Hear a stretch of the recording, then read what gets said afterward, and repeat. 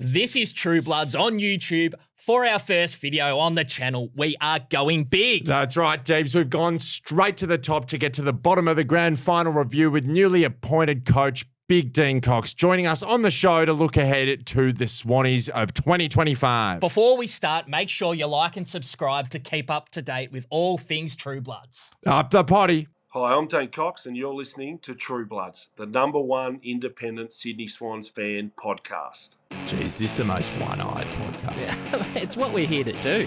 Let's go. Let's actually go. For mine, boys. For yours, then. I'm about to blow a gasket in here. You've kicked 3 goals for the day, Deeble. What is going on? Damaging team. Damaging disposal. He's been very, very average. Our best is the best in the competition. This is True Bloods, the #1 independent Sydney Swans fan podcast. We are back for a big 2025, and it's awesome to have Dean Cox joining us, the new senior coach of the Senior Swans. How are you, Dean? How's the last couple of months been for you, mate? It's been a bit of a whirlwind. Gentlemen, yeah, it has been. I suppose from the start, a couple of months in now, and lots happened since I first took over, and plenty to do, plenty to try and sort of implement in a short period of time, and just really looking forward now to actually playing against some other opposition other than ourselves. So that's probably the first thing we need to get going into. Yeah, for sure. And Dean, we're not going to harp on it too much. Obviously, the grand final didn't turn out how we wanted, how anyone wanted. And you've mentioned a few times now that the first minute of the review took about an hour to sort of dissect and get through. And you've mentioned that you sort of identified what went wrong. Can you elaborate on that a little bit and take us through sort of what you saw? And were there any glimpses of sort of issues that came to the fore in that first minute? Probably we just started it with an open discussion that it wasn't solely about only watching the vision. It was about trying to cast back to how everyone was feeling leading in, and we wanted to try and really open up the room and to make it as open as possible. Obviously some players were still hurt. All the players were still hurt by it, but some probably a little bit more than others. So we wanted to make sure that we could actually have open conversations about what was happening with the way we were playing in the first part, but also about the mindset leading in and why that was different to previous times. So, I suppose for us it was about the first quarter, or especially the first half, was about the way we defended and allowed them to control the ball way too much. And I suppose we trained it, we'd spoken about it and spent a lot of time doing it, but didn't bring it to fruition. So there was sort of some of that, some work rate stuff that really stood out. So we just wanted to make it visible, but on top of that, just get together and just talk through what was everyone feeling, how we connected with each other, why weren't we at times. I think from there it was a matter of trying to just encapsulate as much as we could. Do you think that sort of level of vulnerability and openness has helped speed up the process of getting over it and moving forward onto 2025, Dean? Yeah, I think so. I think, and one thing I've said to the players, and it wasn't something that shocked them with going through the grand final. Throughout the whole off season, it was about how do we plan when everyone's back on the first day, and what does it look like? How much do we review it? What do we do about it? And they were just open to learn from the experience that they had. And the timing of it, some players obviously move on a little bit quicker than others. Some people still carry it all the way through, and what do they learn from those experiences that they've had? And so it was about trying to make sure that we were open, vulnerable, because if you just say what someone wants to hear, you don't get anything out of it. Yeah.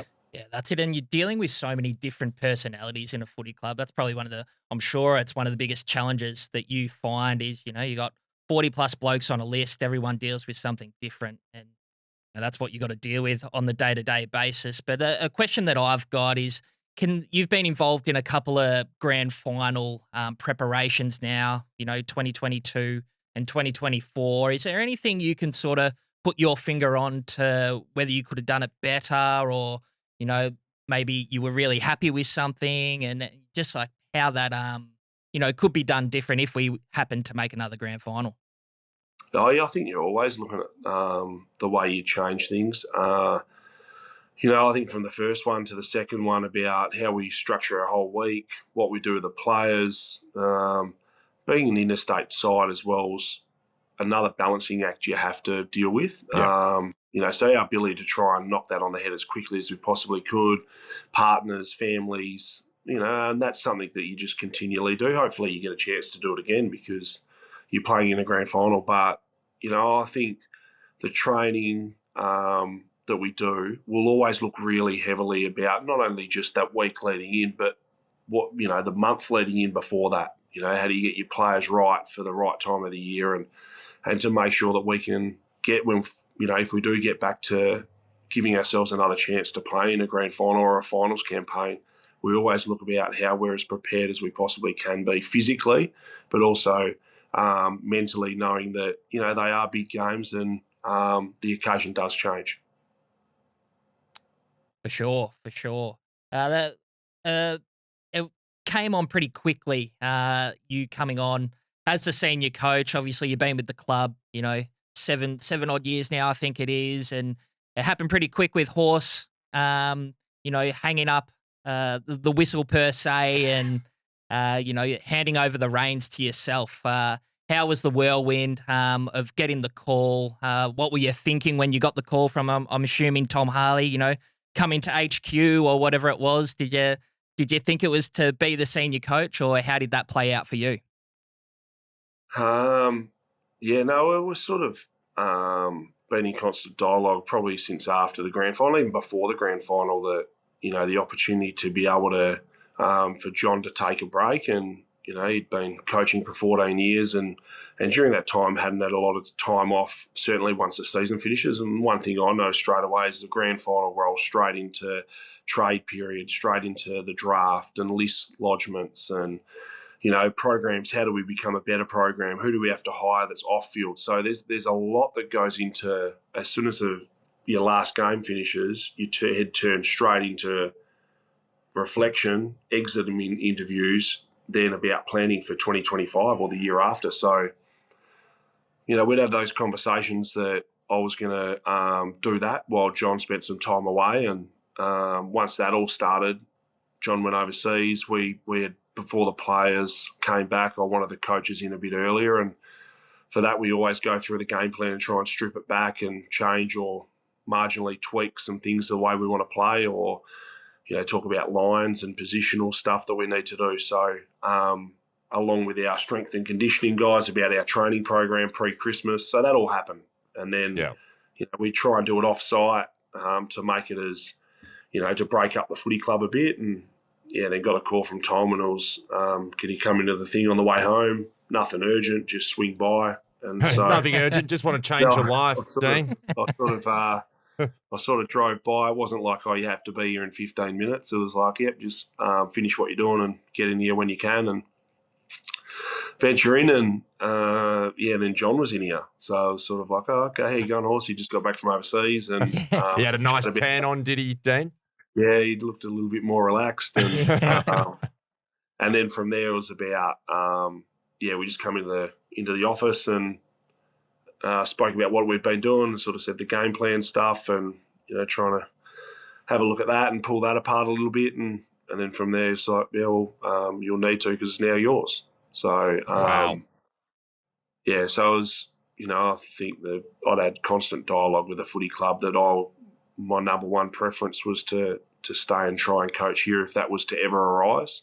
So they knew that. And, I think then Tom said, I take it you still want to coach, senior coach? And I was like, yeah. And then, we sat in the room for a while that afternoon and just spoke through everything. And, then went home and had to tell my wife we had to keep it quiet for a week. So Cool. I think that's, it's a highlight of the footy club as well, is to be able to keep something quiet for a long period of time. And just purely out of respect of, it wasn't about me becoming the senior coach. It was about John announcing that he is stepping down, and, you don't want to take that away from anyone.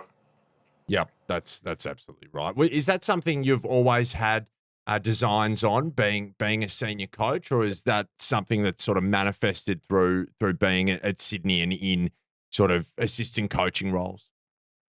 Yeah, I suppose once you started coaching, I was raw when I first finished playing. And I think because when you are playing, you think you are having a massive impact on the collective or the bigger picture stuff, but really that's only just a little part of the footy program that you're trying to make sure it's the best it can possibly be. And so I suppose through that, until you actually got, a bit more at West Coast, and then the opportunity to come to, if I wanted to hopefully become a senior coach, I had to move and gain experience from a different organisation. And I was very fortunate that Sydney rang and I spoke to them through that period. And that's what really appealed to me, was the footy club as a whole, the respect I had while I was playing against Sydney. And then when I was coaching from afar, it was, it looked like an unbelievable organisation, and the people part of it. And you two speak about the culture and the dynamic of living interstate but still doing it as well as they do was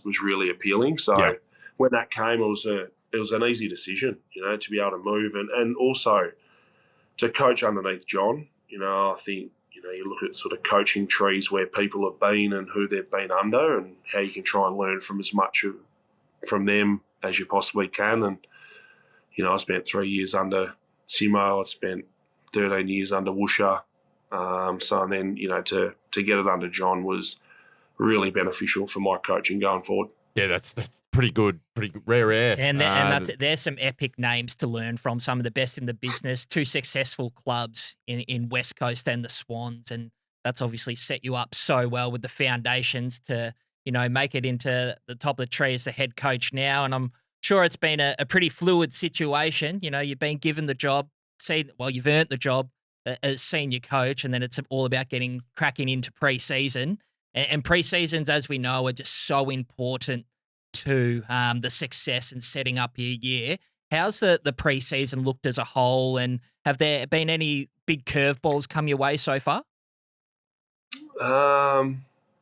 No, I wouldn't really say curveballs. I think, managing the whole squad now, not just probably your line, that's one thing that's different. You go from that to now the 44 plus every other area that's involved at a football club. So, from that point of view, we were fortunate. We had, a lot of players that came back in really good condition. That's the first thing. We want to make sure that, the players are professional in their break. They have as much time off as they possibly can. But during that time, they're training hard. And, now the season, obviously, off-season comes shorter. The season starts earlier now. That the gap here is all about preparing the players for the year. It's not about us getting them back earlier because we want to train them for more. It's about how do we make them be able to withstand a full season, and that's from, obviously training dynamics to loading, get your physical component right before you even worry about the team aspect and the changes you want to make and how you try and implement, educate, review, and then learn from. So, we had a really good Christmas. Then you get a 3-week break over Christmas, which is sort of like you build them up, and then you're like, all right, you're gone for 3 weeks. Not ideal timing, but they've got to spend time with their families. So they come back in January really well, and other than some players that have been a little bit slower than we would have liked, majority of the squad has been healthy. Yeah, and that's what I like to go with, is healthy lists win premierships. That's what I'm going to go with. Now, Logan McDonald came out of the grand final with a foot injury, ankle injury. How's he progressing? Delayed pre-season. I think he's been back running this week, is the word on the street. But how's Logan setting up so far? Logan's probably been a little bit slower than we would have liked. I think, after the grand final, he had surgery He was running pre-Christmas and then just still wasn't progressing to the levels we needed. So there's been a couple of back-offs through that program that he's been doing, which hasn't been ideal. He's back doing ball work with the group now, but hasn't done any of the match play stuff that we've done as a playing group. So, ideally, you'd like him back a little bit earlier. But also, having said that, I'm not going to bring players back that aren't ready. I think one thing, the year is a long year, and everyone sort of gets so fixated about round zero or opening round that, round 2, 3, 4 is just important. So, and they're hard matches as well, each harder than the next, really. Yeah, they are. And also, we want to make sure that, like I mentioned before, we set our players up that hopefully they can have, once they are back from injury, they don't have any other hiccups through that injury. So, I think it's a disservice to the player as well that if you're trying to get them back early when they're not right, there's not many players in this competition now that can have really restricted programs and then step straight into AFL and dominate or play the role they need to. Especially big guys as well.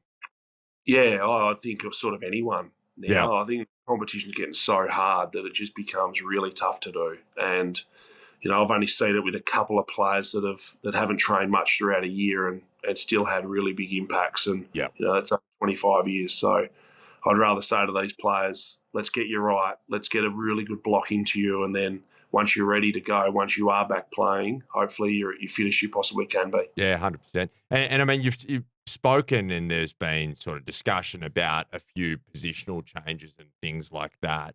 I mean, does, the injury to Logan McDonald and perhaps Hayden McLean having a bit of a delayed preseason, does that factor into sort of swinging people from back to forward potentially, or so sort of, was it a cart before the horse thing, or? No, yeah, I was sort of always trying to plan to do that. I think, and there's a lot of reasons to, I suppose that intrigues people the most. I understand that. Yeah. Like people look at it and go, oh, well, he's playing there. He's going to play there for the whole year. I think, one thing, and I had that through my playing career, is when you want to ruck, but then you want to play forward, how much of it do you do as a forward versus playing ruck? Yeah, for sure. Try and educate both positions. And, I think with Tom or with Sam Wicks or with Justin McInerney or with any of, a lot of them that have been moved from different positions, it first of all stimulates them. They've been in the program for a while. Second of all, the team needs something different, and that's what they provide, is a point of difference. And, third is when you get a player that comes down that's new, the other players sort of look around and go, okay, well, that's why he's here. I've got to try and work a little bit harder as well. So yeah, it creates a bit of healthy competition. Yeah, it does. And, with those injuries throughout, it was going to happen anyway. And it wasn't ever to say, like, Tom, all right, you're going to play forward and this is where you're playing from now on underneath me. It's also about, if he does go back at any stage, he's trained as a forward, that if we need to give a team something different throughout a game, we can do it, not just week to week. It's a bit of versatility, Deebs. Yeah, look, we're a big swingman pod here at True Bloods. We love to see it, Coxie. But look, let's turn to some of the positives that we hear coming through. Angus Sheldrick's one who probably couldn't get his body right last year. Beef, they call him, do they? Yeah, big beef. That's what we like to go with. Looks like he's setting himself up well for a big year, and Corey Warner's been tearing up the track as well. Are there any other guys who've been standing out to you? And just to touch on those two. Yeah, those two have had great pre-seasons. I think the thing with Angus is, he's the couple of years he's been here, he's had some serious injuries. He's been unlucky, hasn't he? Yeah, and I think, like we try and say to any player, you develop by playing VFL or by playing games of football. You don't just develop by being on an AFL list and sitting in a meeting. So, one thing we want to make sure is that, our players will develop by playing consistent football. And what a lot of people don't realise, some people forget, is, Jared McVeigh played over 40 games of VFL. I played a lot of waffle before I played AFL. Like, the players don't just walk straight in and all of a sudden become an automatic starter. So You know, those two have had unbelievable pre-seasons for, you know, the work they put in over the off-season when they were, you know, away from the footy club has set them up to give themselves the best chance to get into the football team. You know, we've got to make sure that the dynamic of our list is still really important, and, you know, we've got to understand they bring a lot of strengths and they'll continually work on areas they need to in their game. So, yeah, they've been a couple.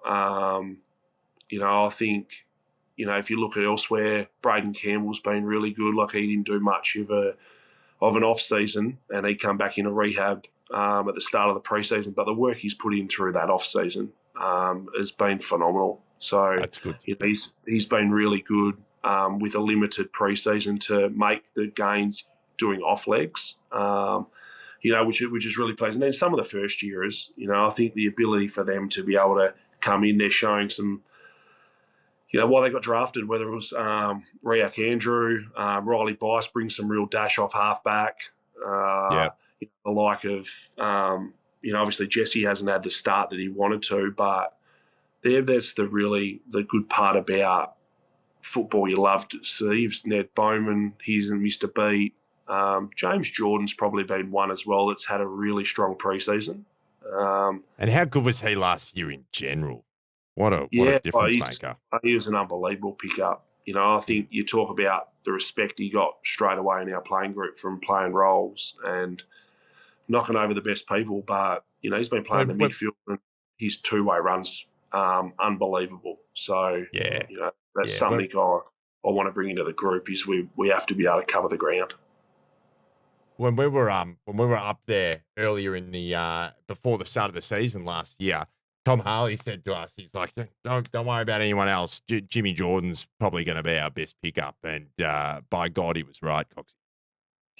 Yeah. And I think, you know, like for him to do what he did, the discipline he has to first of all knock a really damaging player over, whether that be through the midfield or a dangerous halfback. So, you know, like I think the testament to him is he's got really good temperament to be able to control that, and you can go to him in a game. So you don't even have to start with it.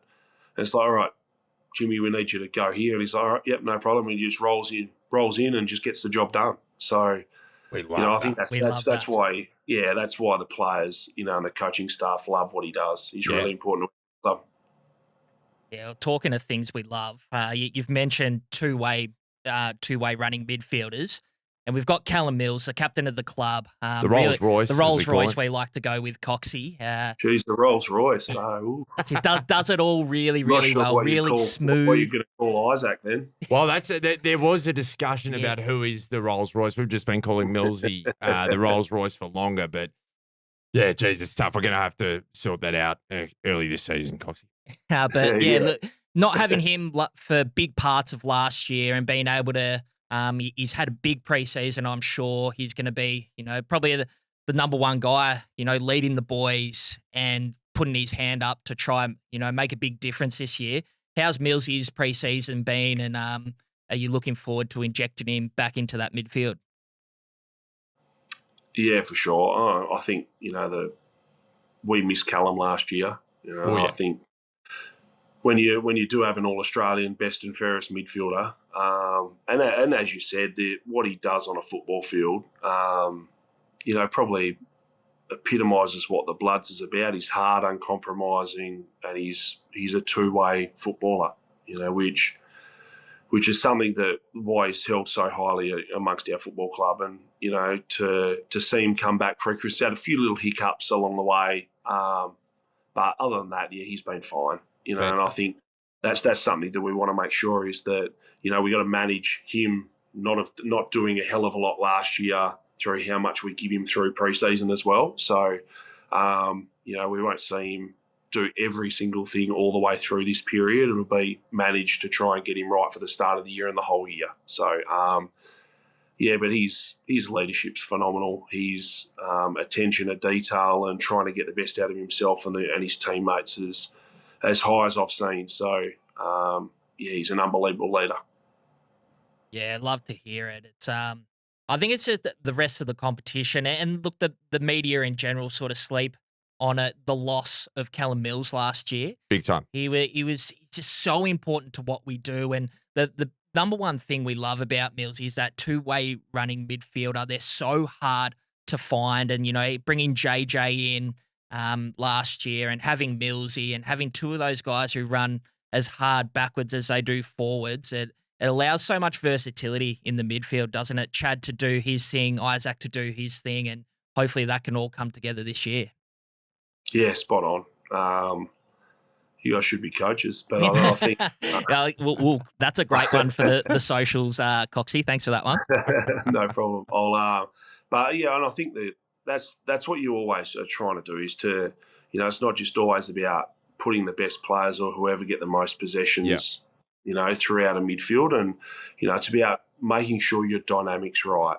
You don't want all of one and all of the other. So, the ability to be able to find someone that can win the contest or win their own ball, someone that can apply pressure, someone that, is obviously attacking minded that can go inside to out versus some really hard two-way runners that cover a lot of stuff up. Yeah. So the mix of that is really important. And that's something we've got to find. We're fortunate that we've got sort of those ones, as well as Isaac, as well as Justin McInerney, obviously Errol Goulden. So, there's some players there that bring different strengths to the midfield group, and that's why we want to see as many of them go through as we possibly can. We want versatility to be able to play in a second position so we can get the biggest impact out of our best players for the longest amount of time.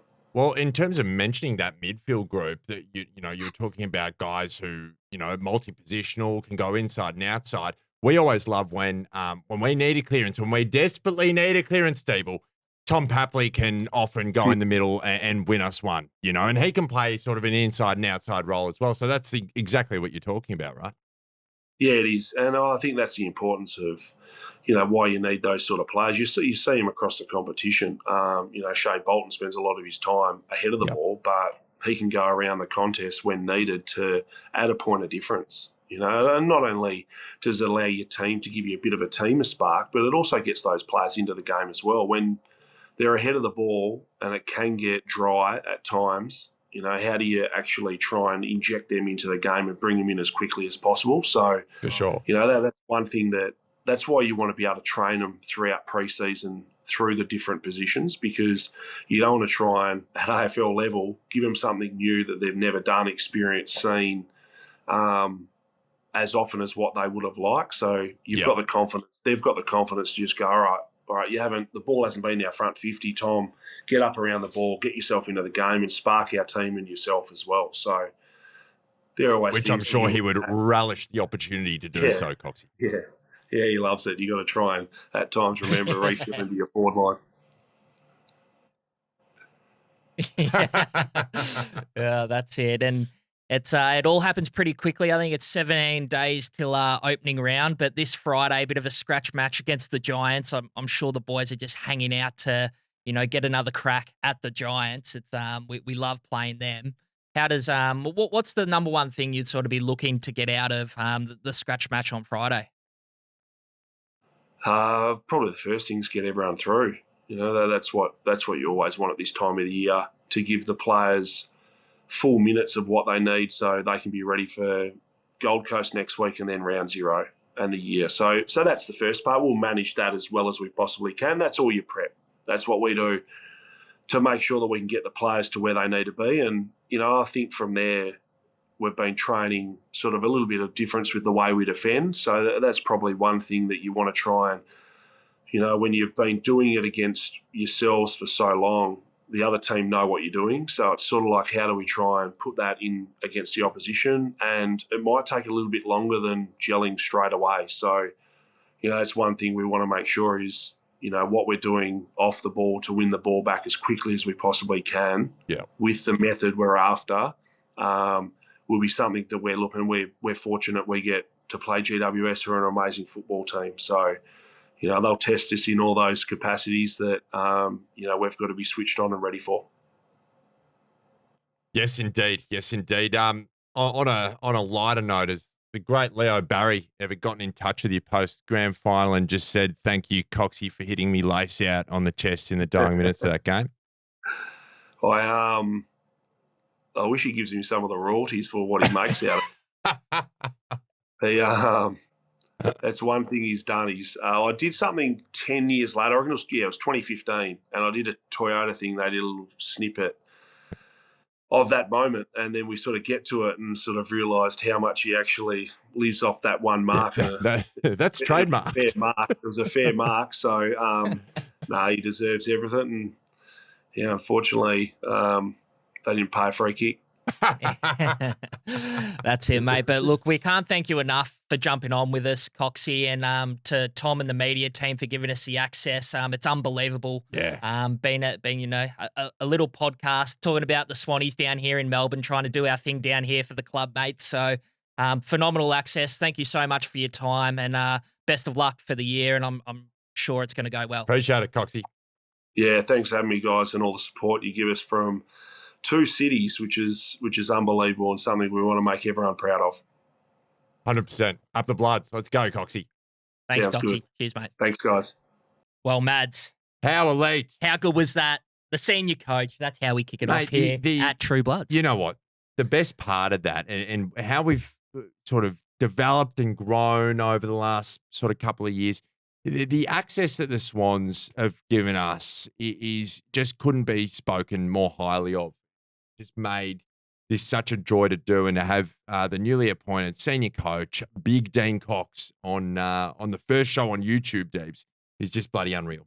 It's huge, Mads. It's huge. Big kudos to all the Swannies media team down there. Thanks for helping us out. Yeah, massive. Now, next week, Mads, will be hitting the season preview. We're going to go through player by player, and we're going to give you our thoughts fundamentally of how things are going to go, where magnets are going to be moved to, if at all. Who knows? Expectations, Mads, what we want out of the year. It's getting cracking. So I think it's 17 days away now as we speak. So it's right around the corner. But, mate, I'm looking forward to it. It is. I'm keen. But this has been True Bloods, the number one independent Sydney Swans fan podcast. We're number one in your hearts, and we're number one on the charts. We're speaking words of wisdom Up the potty.